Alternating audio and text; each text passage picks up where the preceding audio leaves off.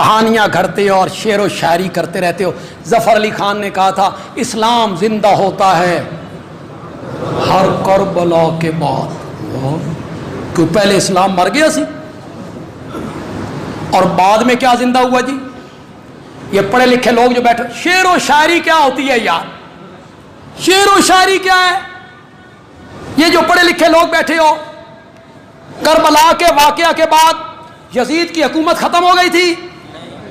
بولو. 3 سال بعد تک وہی حکمران رہا، 3 سال تک، اور 70 سال تک اس کی نسل بادشاہ رہی. 70 سال تک اس کی اولاد میں رہی حکومت. کیا ہو گیا تھا جی؟ کیا پہلے اسلام فوت ہو گیا تھا اب زندہ ہو گیا؟ شعر و شاعری کیا ہوتی ہے جی؟ والشعراء یتبعہم الغاوون.